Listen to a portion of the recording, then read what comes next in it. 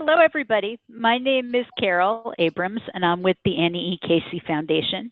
Welcome to today's webinar. There has been enormous interest in communications tools among the JDAI Connect community. That's because everybody working in our field shapes public opinion around reform. Good storytelling and the right messages can help you move your stakeholders. The Casey Foundation created a communications and messaging toolkit to sustain support for the JDAI agenda, and that's what we'll be showcasing today. After two brief presentations, you'll have time for Q&A, and as Beth told you before, you'll be typing your questions into the chat box, and you can launch the chat box with the button directly above the video. The two speakers we're featuring today are Jennifer Hahn, and she is an expert consultant in messaging and public engagement on social issues, including juvenile justice. Jennifer participated in the last two JDAI conferences and the Deep End conference, so knows the initiative well. From the field perspective, we have Catherine Sofich joining us today. She's a communications professional in a JDAI model site, and that site is Multnomah County in Oregon. Catherine has a broad knowledge of how systems and policy intersect. She's been with the Juvenile Justice Agency since 2013 and is responsible for communications and policy. I'd like to kick things off by showing you where to find the toolkit on JDAI Connect, and I am going to share my screen.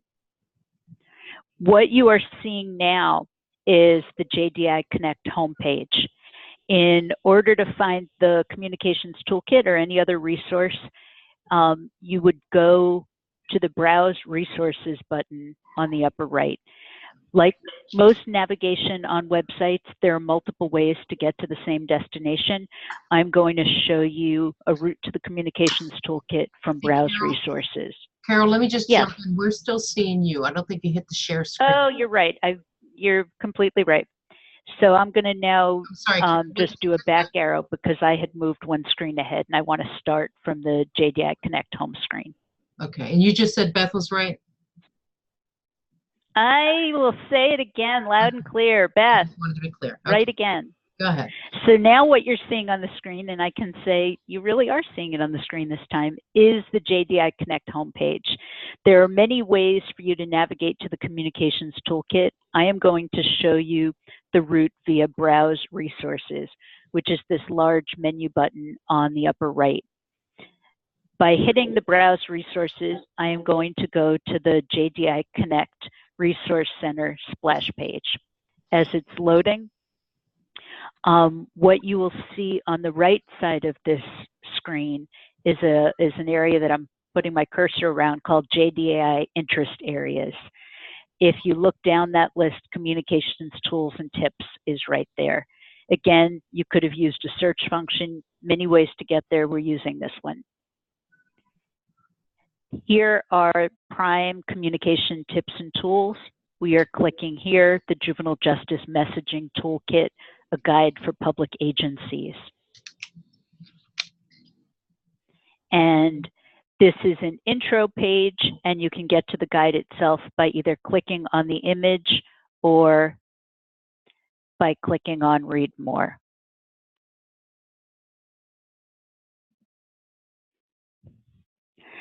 Before we get into the toolkit, we're going to do a quick poll. And I am stopping the screen sharing to invite Beth to pull up a poll. And this is a way for everybody to get to know who's in the room a little bit better, so a little bit more about the audience. We're going to ask you a quick question about your interest in today's webinar. Please answer A if you are a public information officer or communications manager, and please answer B if you're a practitioner who wants more compelling messaging about reform. And then I'd love to see who answers C. I just like webinars. And as you're responding, we will do a quick tabulation, report out the results, and then kick off the description of the toolkit. So Carol, we have about 77% of the people that have responded, and now it's staying at 77%. So I think those who have responded will. I'm going to end and share the results, and you can tell them what we got.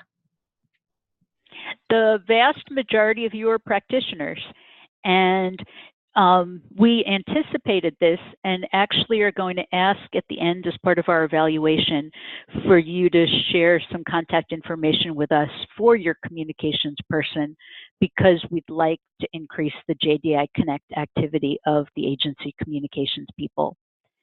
I am going to ask Beth to close the poll and invite Jennifer to share her screen, and Jennifer will show us around the toolkit and give us some of the big tips. Thanks, everybody.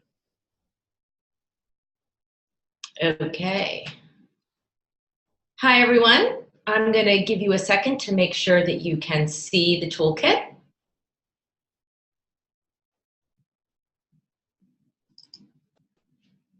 All right. Well, thanks for joining us today. I'm really excited to talk about this content because the work on communications around juvenile justice reform is something that I've been deeply engaged in for the past few years. Several of my team here at Fenton work with me on this, and we have been working closely with the Annie E. Casey Foundation, but my work in juvenile justice goes back many, many years. Actually began looking at this when I was working in youth movement years ago at Girls Inc. At that time was interested in parity and how girls were treated in the system because there are so few of them. But this work that I'm going to share today, this toolkit is for folks just like you, and it is based on a lot of research. It's based on work, and I'm going to talk about that. But I have the kind of unenviable task of trying to introduce something to you without reading it to you. There's way too much here for me to even attempt to do that, and I don't want to. What I want to do is just kind of walk through it a little bit and highlight some of the tools that I think are really interesting and important, and go through the navigation of this in a way that hopefully makes it easier for you to see and to use the pieces that are here. I also want to say that I am very used to getting interrupted, having raised 2 kids. So if you have a question at any point, do type it in, and I'll be happy to accommodate your question as I'm going on. So hopefully you're following along with me and you're on the welcome page. And I just want to note that Nate Bayless, the JJSG director, makes really important points in his introduction, which is that as experts working in the field, you all have a really important role to play. And what you say really matters. You know more about this work than most people do. And so you really can set a tone, and you can create language that you want used around this space. One of the really interesting things about communications is that repetition works. It really does. And so if you want certain terms used, use them a lot. And if you don't want people to use certain terms, don't ever use them. And that way you're acting as a model and you're setting the tone for what you want people to do. So I'm going to move through the major sections of the site and just make some highlights and recommendations to you along the way. I've clicked on situation analysis, and I just think it's important to touch here for a second and say that so much has gone right in the field of juvenile justice over the past 20 years. There have been many, many victories and a number of improvements. Of course, we're not all the way there yet, but most of the communities outside of the JJ community don't know our story. So it's incumbent upon us to tell that story, to talk about what is working. And so we're going to give you lots of suggestions of ways to do that. How do you tell a story? What types of messages to use? But my point here is that communications matters. People can only operate on the information that they have. And that's why it's so important that individuals like you who are here today and the folks that you're working with see your role as communicators and ambassadors to the work, even if you are not in a communications capacity, as 83% of you just told us that you are not. So I'm going to go to the next major section, which is called building a strategy. And building a strategy has a bunch of major components. You'll see them here. And I'm going to touch really quickly on the major ones. The important thing to understand about building a strategy is that when you're doing a strategy, and this is on anything you're trying to achieve, you always really want to start with results. What do we want out of this? What are we trying to achieve? And then the strategy gets built based on that. And so one of the key questions in the strategy is, how do we move audiences to understand and to support the reform that we seek in juvenile justice? And to do so, it means speaking both inside of our world and also outside of our world. And so you'll note here in why and when to engage with outside audiences, we touch on who exactly these audiences are and talk about how they relate to our work and what we might need them to do. So there's a section here about who those audiences are and who you may want to talk to. And you can see this is a relatively long list. There are many important and potentially influential stakeholder groups that are mentioned here. And we always want to start with outcomes, right? That's key to any strategy. What do we want them to do? So we've tried to talk a little bit about this in this section of the site. Next, I'm going to move to identifying the goals to achieve. And this is for communication strategy on any issue that you're working on, starting with the goals. Who do I want to reach? What do I want them to do? What's the timeline for this? How am I making this happen? So we talk about this a little bit as well. Then we move on to reaching your audience. And one of the important things to think about is, what do they already care about? Let's not assume that the very brief attention that we're going to get from outsiders is going to start where we are. But if they are concerned with, let's say, education, let's say they are faith leaders in the community, let's say they are folks who run recreational programs, we should think about what they care about and where they are when we think about engaging them as audiences. So we share an approach where we ask some questions here, and we want to help equip this effort. And really key to equipping this are the three sections that you'll see briefly mentioned below. Public opinion research, which is a key element in this toolkit, and I'm going to talk a little bit more about that later. Media research, which is we looked at, if I didn't know anything about this topic and I was just going to learn everything I know from consumer media, from TV and news and radio and papers, what would I likely understand? And then we also looked at the field itself, the strength of this field as a communications body. And all of that research went into the recommendations that we've made in this toolkit.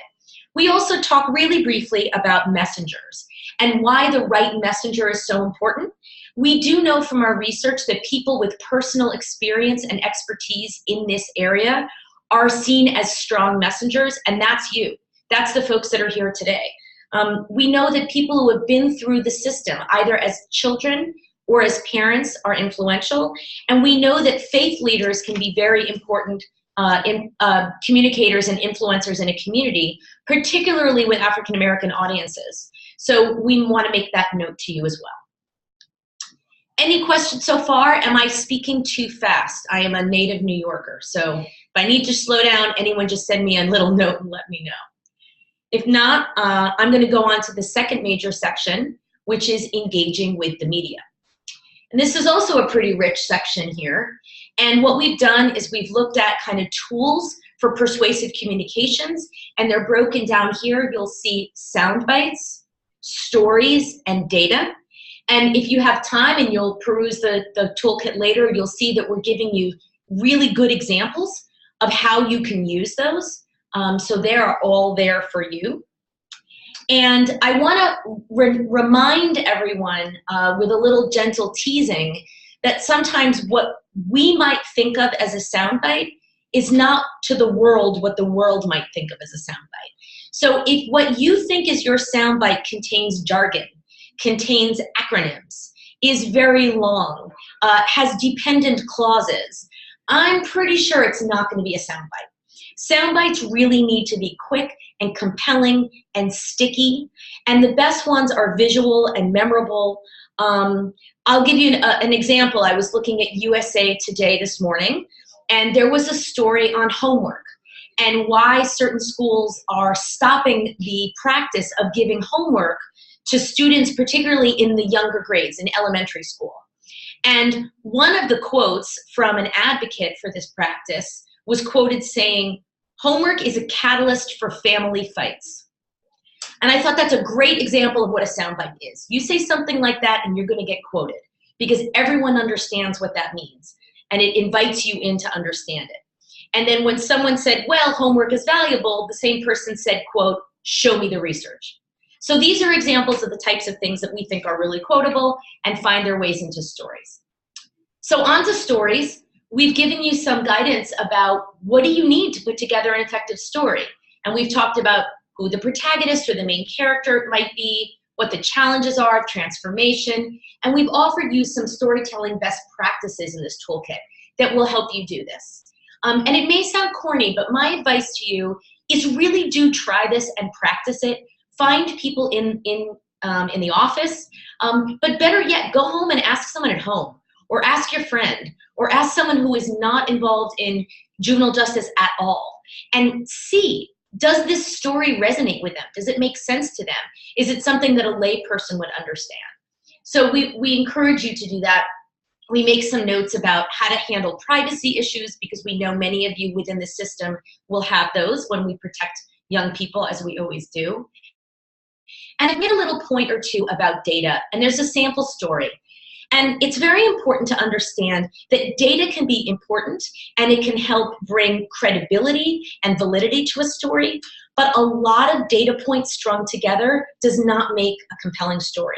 Stories have to have characters and emotion. Stories have to bring you from one place to the next. And data is great to punch up a story, but data alone does not a story make. So those are my suggestions to you. You'll also note that we've given you quite a bit of detail around how to prepare yourself or someone else to be a spokesperson. If any of you have ever been interviewed by a reporter, you'll know that it's a little different.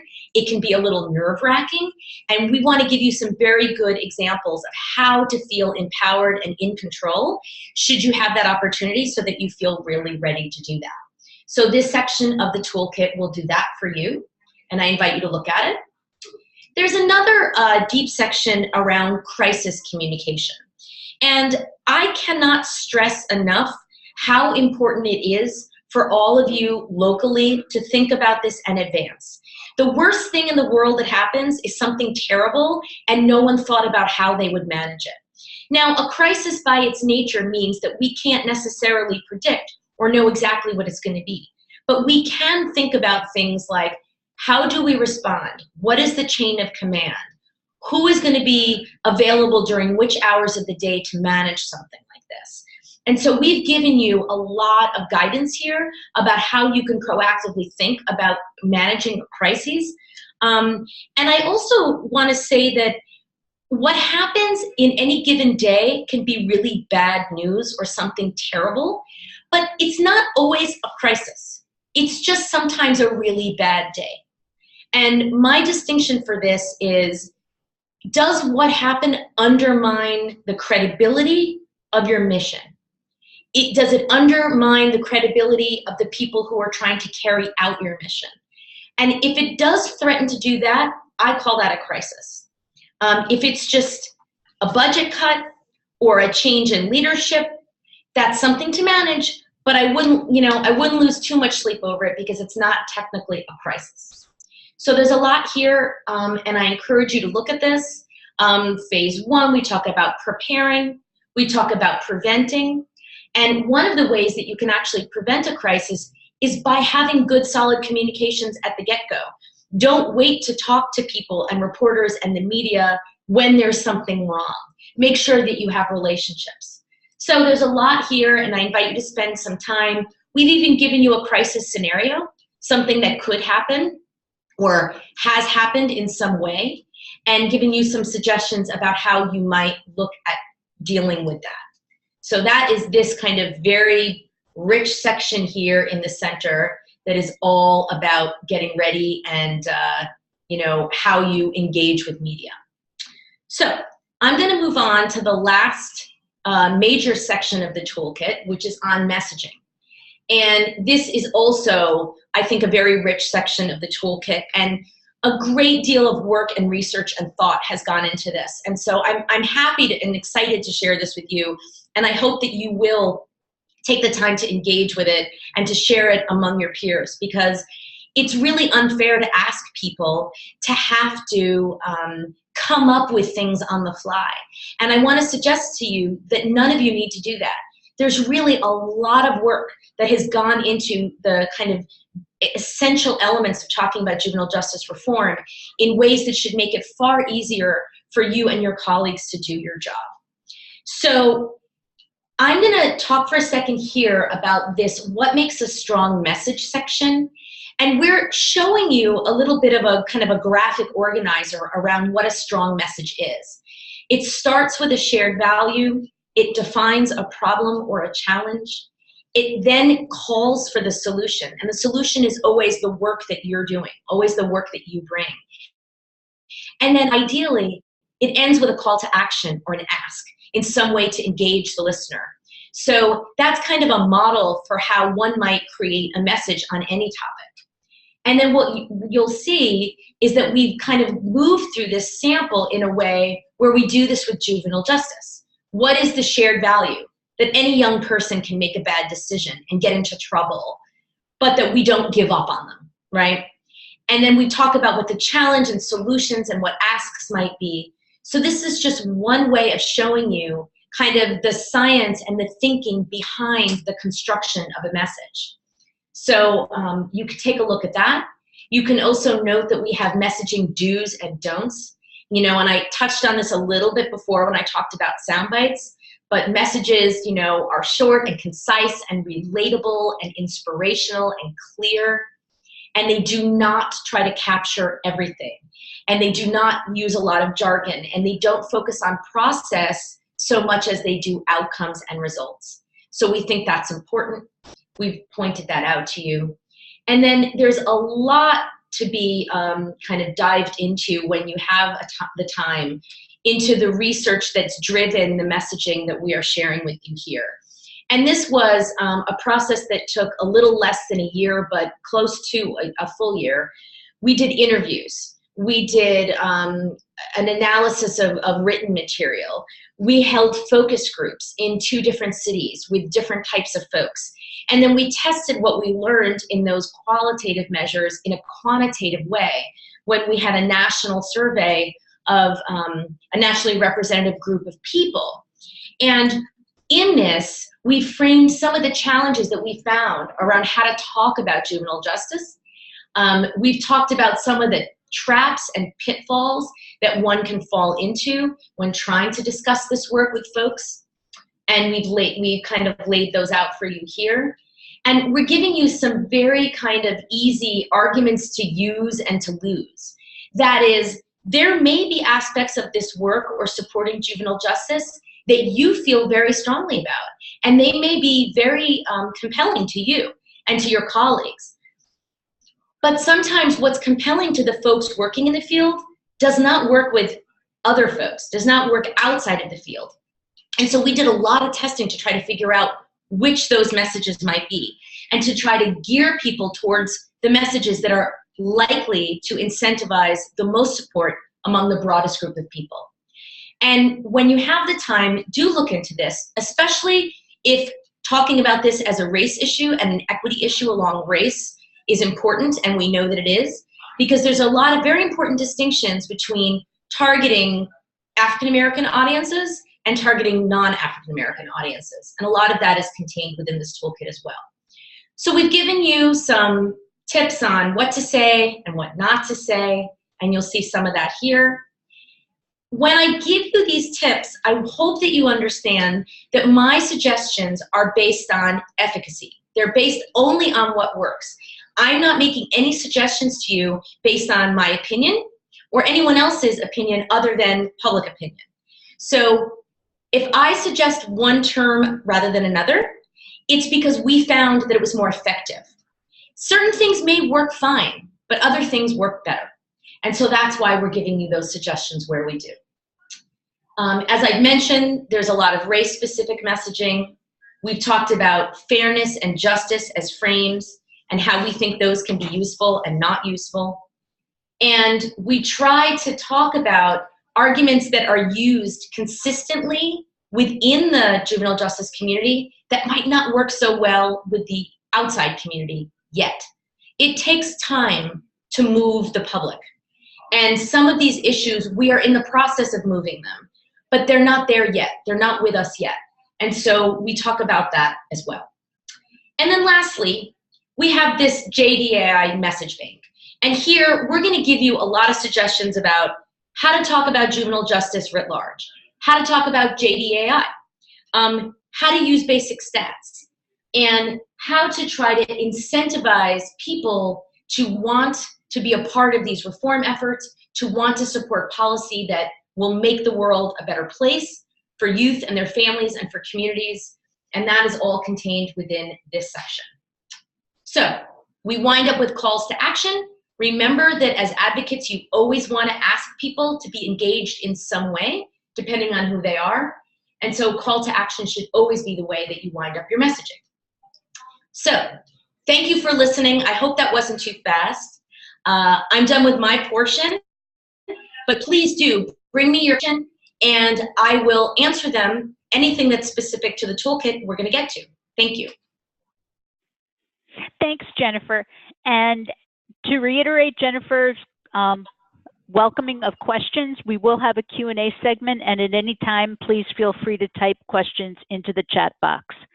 We're going to turn now to Catherine, but before we do, Beth is going to put up our second and final poll question.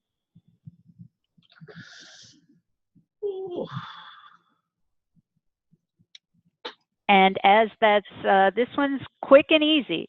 How would you describe your jurisdiction? Is it reform friendly, or are you suffering from reform fatigue? If you guys could tell us friendly or fatigue, we will get a sense of the room. We also have the choice, Carol, of I just like webinars, which is gaining traction. So we have 60% of the people have voted so far. Let's see if we can beat the 77% from before. Okay. I think we're not going. No, they're still doing it.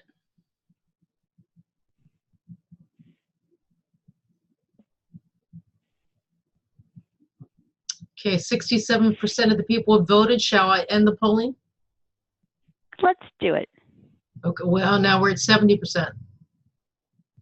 But in the interest of we only have so much time for the webinar, I'm going to end and share the results, and Carol will report those out. We have 62% of you describing your jurisdictions as reform friendly, 33% describing your jurisdictions as suffering from reform fatigue, and 5% of you are saying, I just like webinars. With that, we are going to turn to Catherine, and I am sure she is going to please the 5% that say, I just like webinars. Absolutely. And Catherine is coming to us from the state of Oregon. Hi, everyone. Like Carol said, I'm Catherine Sofich. I'm from Multnomah County, Oregon. That's for all those that don't follow county. That's the area around Portland, Oregon. And we work out of the county government, Multnomah County, which is basically, it provides a lot of services, social services for a population of around 800,000 people.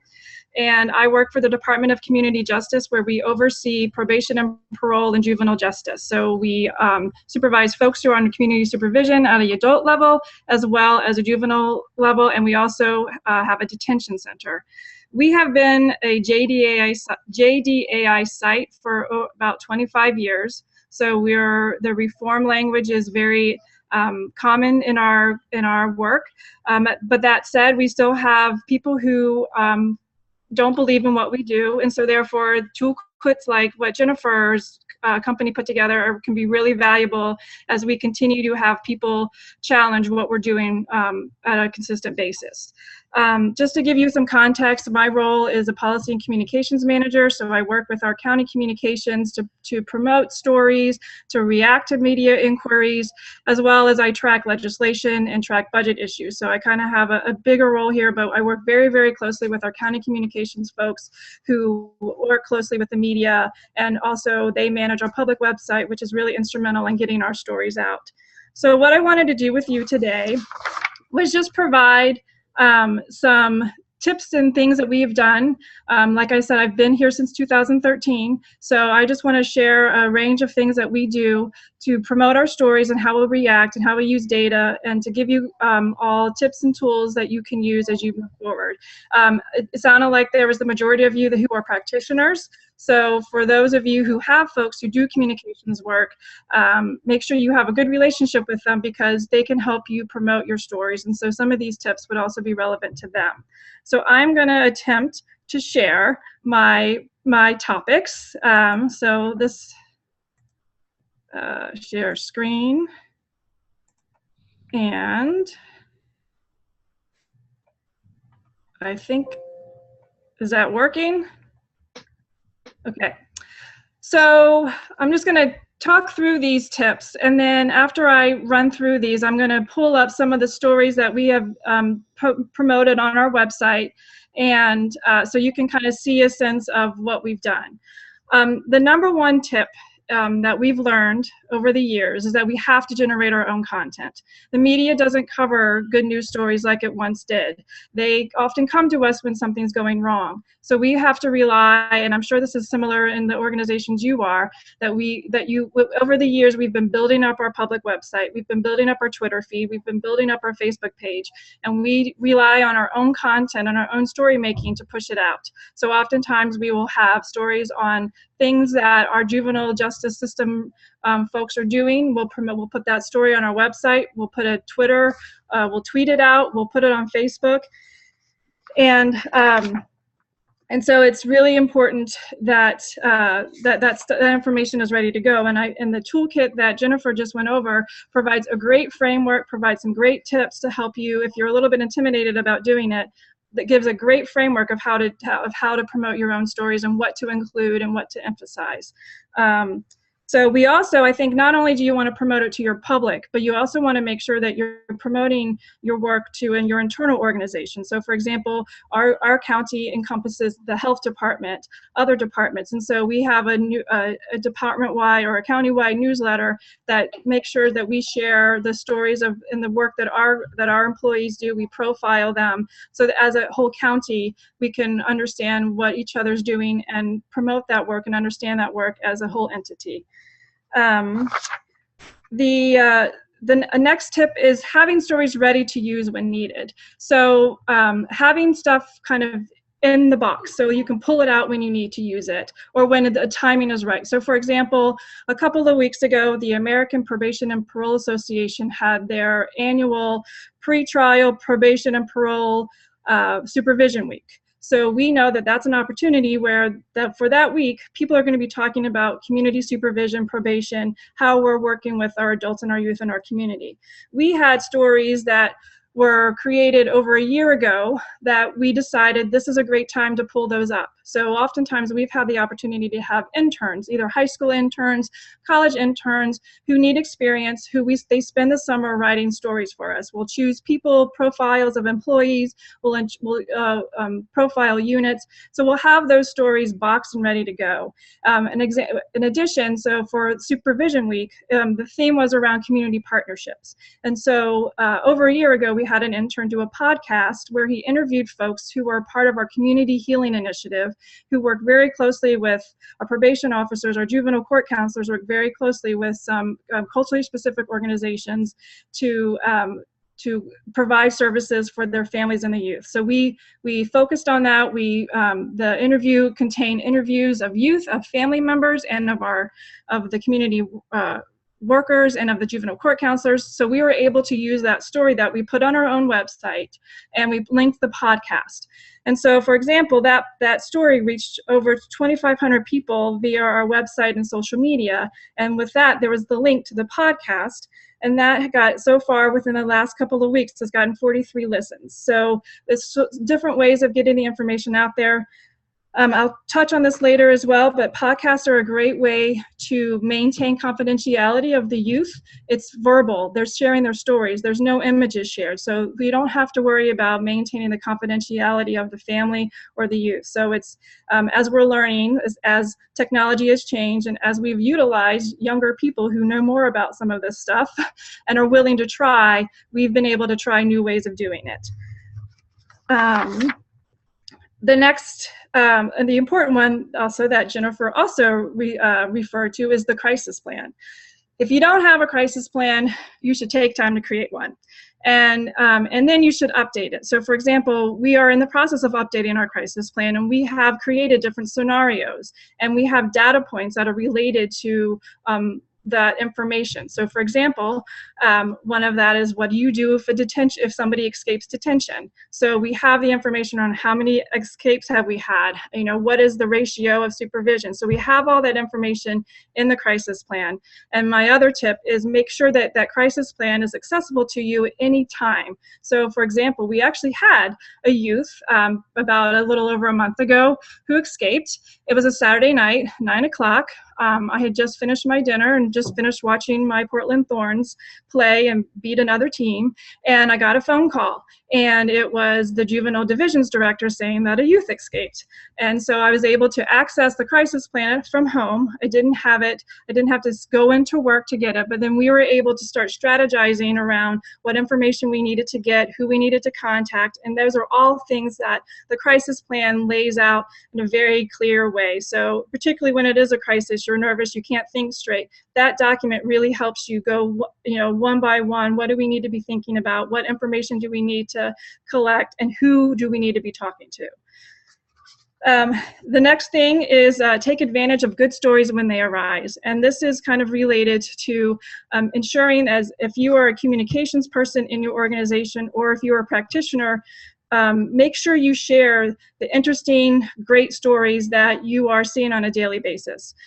We had an example, and I'll again show you the story in a moment, but an example of a young woman who had gone through juvenile probation who was still connected with our community organization. They heard, the case manager from that community organization heard that she performed CPR on someone at work. She worked at McDonald's. And so they were very proud of her. They shared that with her former juvenile court counselor, who then shared it with the manager, who then shared it with me, because this was a great story. And so what we decided to do was, reach out to the youth and the family. We invited them to come meet our director and our juvenile services division director. We also invited our chief operating officer, and we presented her with a certificate of recognition to say what a great, an amazing thing that she'd done. And she was able to share her story of how she's turned her life around. So that familiarized our organization with the type of work we do. We did do a short story, but we didn't just for our own organization. And so then we did not identify her. We just kind of put a picture of her. So that is a challenge. But we were able to kind of share that information. We then used it when we did a budget presentation to our county commissioners. So these stories and the sharing of information can provide many different opportunities to kind of make the work that you're doing real to not only the public, but to your staff and to the people who oversee your county or your government.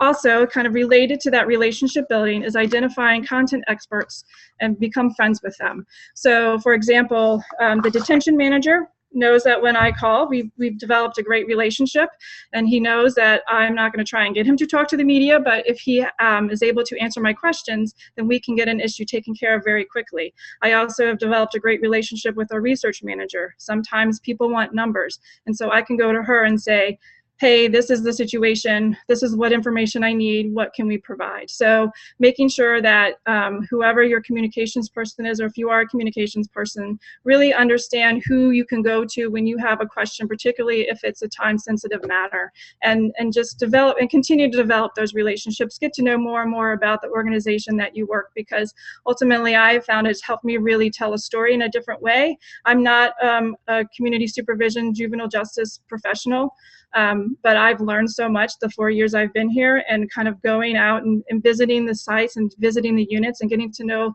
the staff have helped me deal with some of the media questions that have come through, as well as trying to highlight, and now I understand more of what we do, so I can highlight what we do in a better way, in a more consistent way than I did if I didn't develop those relationships.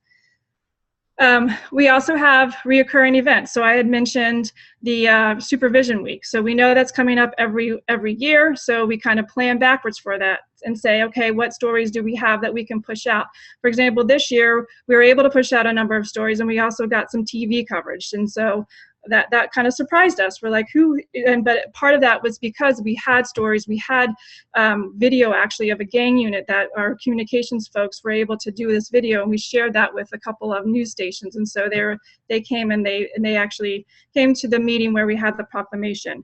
We also have a farm to table dinner. So every year we honor our juveniles who are engaged in work with our Hands of Wonder Garden and our culinary arts program. So we have a dinner for them, and we invite stakeholders, we invite legislators, we invite our commissioners, and so we cover that. We put that on our website, and it also provides an opportunity for the people, like so the legislators, they want a good picture, they can tweet that out too. So it kind of gets, the more people you engage in those sorts of events, and the more you can plan ahead, the more you can be thoughtful about who you're inviting and also how they can help spread your message. Maintaining support with political leaders with reform sites is incredibly important because there are times when we are challenged by outside folks. So we do a lot. So it's when you can present in front of your board of commissioners on the programs that you're doing, on the outcomes you have. When you're doing your budget, every year we have to go in front of them and do our budget presentation. So we'll make sure we have some of those stories. So for example, that's the youth who perform CPR. That's a part of our narrative when we do our budget presentation. So we have pictures, we do, so they can understand more of what we do. At the same time, when something goes bad, we have to, we do what we call walk the floor. We go up to the 6th floor where the commissioners are, our director, and goes up there, and they know with a certain look on his face something's not going well, but the main goal is for them to understand what, like if there was a crisis or if there's something that happened. So for example, when the youth escaped, my boss went upstairs and informed the commissioners. We've had, unfortunately, somebody who's been on our probation has been shot, and so that would be another example of our leadership going upstairs and letting them know what's happened, and so they're not caught off guard if it shows up in the media. So we're pretty clear with them, like what happened, why it happened. They can ask questions. And so they can be ready if they have media questions or if they see it in the newspaper themselves. Pardon me, Catherine, could you go on to the examples and speak in that context to make sure we have time for Q&A? Yeah, absolutely. So I'm going to stop share and then share again. So to those examples, this is the story that we did that had the podcast link to it. So this was something that we put on our public website and this is kind of summary of the work that our juvenile court counselors do and the work that we do with the community. And then it also has the link to the podcast. This is the story of the CPR. So this is the youth who performed CPR. This is her family and her case manager. So again, we put that on our website. We didn't push that out to the general media because we didn't want to put her in an uncompromising situation of being identified. But again, it was the fact that that story happened, we used it throughout the year in different situations. And we're also able to to memorize it, put it on our website so people understood what we do. So this is the farm to table dinner. So this is the dinner that we do every year, and that we can invite certain people to, and that we always want to make sure we take good pictures, because this is an event where we honor our youth, and it's a great way to kind of promote on our website what we do, how we engage our youth, and the range of work that we do with them.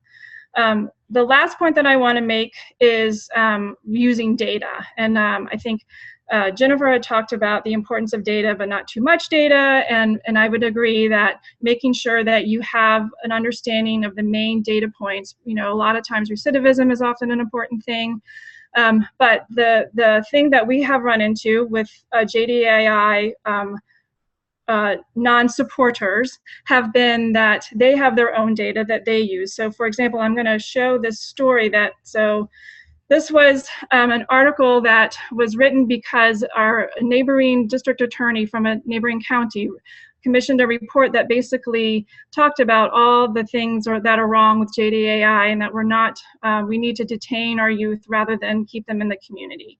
He had his own set of data, we had our own set of data, so we relied on our data to make our point, but the challenge was that there was some disagreement in the use of the data and the relevancy of the data. So we spent a number of months going back and forth with this person, with reporters, making our case. We utilized our partners, we utilized our judges, we utilized our commissioners to speak on behalf of supporting what we did. So it's just, beware, even if you do have political support and you do have good data, that there are people who are not supportive of your work often have their own set of data. So just with that context, we were able to basically agree to disagree. And I think that it's still swirling in there, out there, but we so far, I think, have made a strong case over the past 25 years that what we're doing is actually making a difference. But it will be challenged. It will be challenged on a consistent basis. So just be ready for the challenge. And thank you very much, Catherine. I'm going to ask you to keep your microphone open, and I'm going to start the Q&A with a question that has come in on chat that was directed directly to the panelists. Please feel free to direct your questions to all panelists as well as attendees so people can see what's on your mind. So one of the questions we've received is about photographs, powerful images, and Jennifer, I know you have a reaction to that. If you could take your self off mute and share with the full audience your recommendation on images and how to use photography well. Sure. So I know that there are concerns about privacy, but I do want to say that when possible, we want to use images that create the environment and vision of what we'd like to see. So for example, I've seen a number of images from juvenile justice reform efforts that have shown kids in handcuffs, kids in, orange jumpsuits, pictures of really scary, dangerous looking facilities. And what we found on the research is that those types of images will get people like us really upset and exercised. Because we already believe strongly we need to reform the system. We already feel really strongly that kids are probably better in the community than they are in, lockup facilities. And we feel a great deal of empathy toward young people in the system. But the evidence that we've seen through our research would show that those images are not going to move other people. They're not going to change people's minds. And they kind of reinforce that image of like the child as criminal. So what I would suggest is that if you want to see healthy, happy kids engaged in the community, talking and working with adults, with their peers, engaged in constructive activity, then those are the types of images that you should use. So showing kids who are playing basketball or cleaning up a park or just in a classroom engaging with the teacher and with their peers.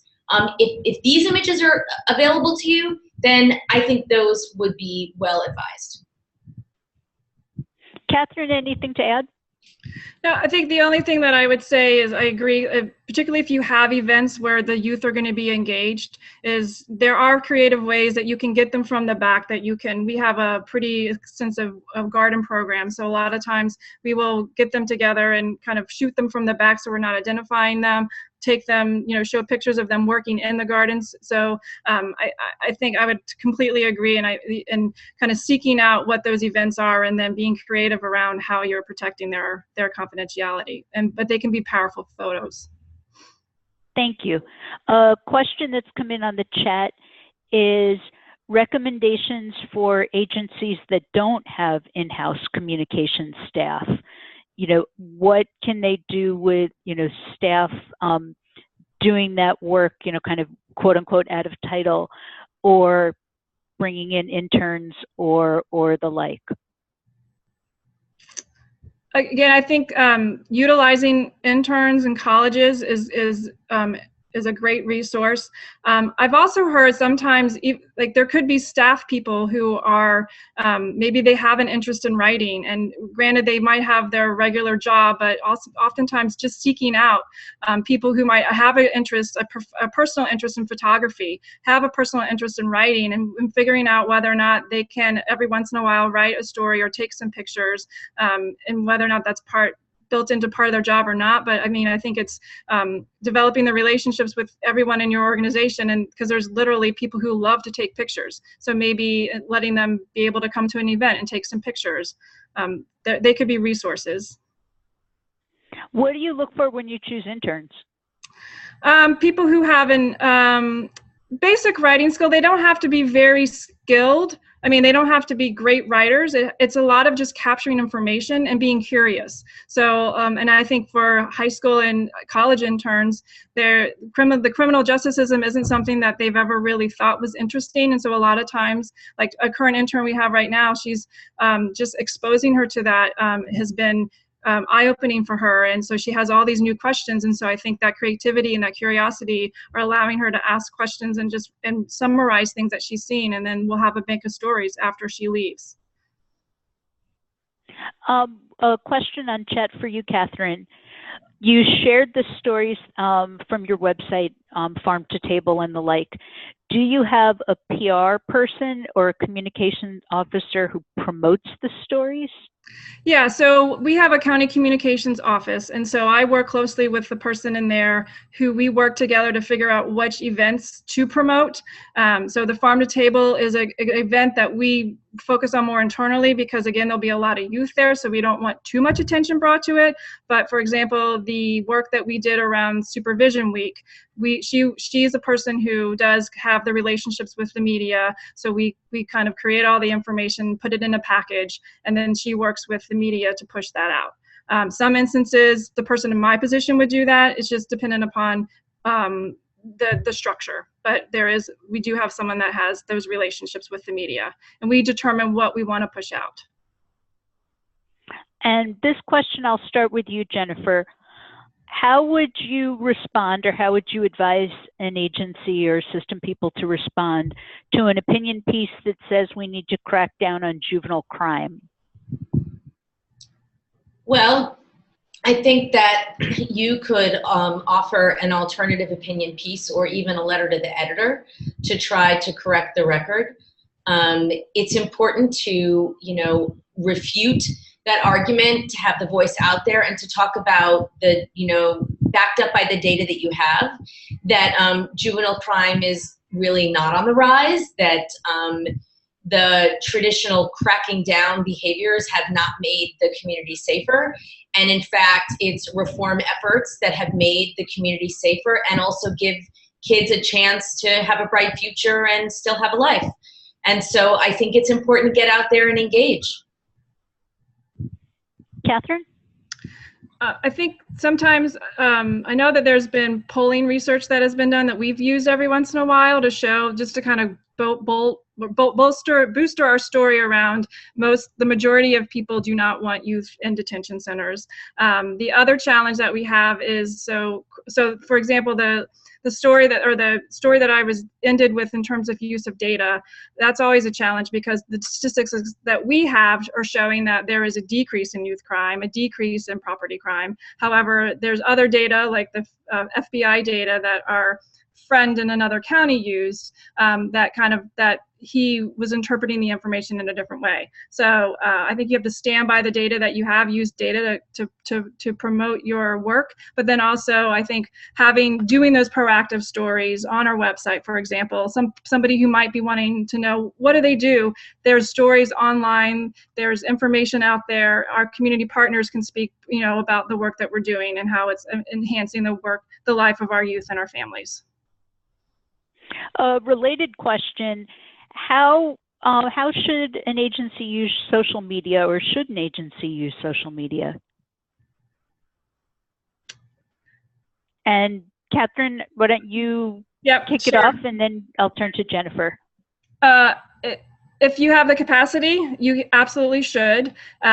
but you got to be thoughtful around how often you can use it. So, so as a county, we have a social media account, and so I work again closely with our county communications office to promote stories on when they arise. I think social media is an effective tool when it's done consistently. So that's always the challenge in terms of if you open a Facebook account, if you open a Twitter account, making sure you have the content to be able to attract the users and to have a constant source of information going out. So for an individual department like us, where we're a small piece of a bigger county, we don't have our own social media feed, but we work closely with our county communications office and promote those stories as they come up. And what we have heard is that our stories are often the ones that are most read or most interesting to people, because I think it's such a different world, and the work that we do is not very well known. And so the stories that we're able to push out tell people a little bit more about what we're doing, so they're actually really interested in that. So kind of doing it as a bigger package of you have to have a strategy. Jennifer, any thoughts on social media? Sure. I think Catherine's examples are excellent, and it sounds like her jurisdiction is doing a really good job of using social media. I do think social media is very important because we know from our focus groups and our research work that we ask people, where do you hear information and how do you form your opinions? And people tell us these days that they get their information and news from social media. So it really is important. But you do need to have guidelines. You do need to know what types of stories you're going to respond to, which types of content you're going to put out there proactively. And so I agree, it has to be approached in a kind of responsible and consistent way. And I know that a lot of folks don't have the staff and capacity to do this. But I would really recommend people start seriously considering how they would, because it is a really important way to engage the community.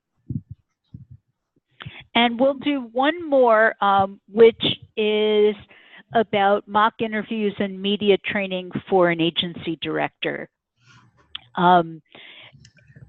Best practices there, or what kind of guidance would you give people about doing some training or prep with their directors? I am a big fan of professional media training. It's partly because I am a trainer and I do that service, but it's also because I've been working 25 years in communications with nonprofits, and I have seen how valuable that type of experience is. I think it makes you a better communicator across the board. And I think today, everyone, no matter what job we do, how well we can talk about our work, our challenges, and our triumphs to our peers and to others has a lot to do with how we advance and how well we handle our careers. So I think on the professional level, it's useful. And I certainly think in the issue space, it's very useful. If you had a couple dollars to scratch together and you could get a professional media training done for your directors or for the people who are going to do this work, I highly recommend that investment. I think it's well worth it.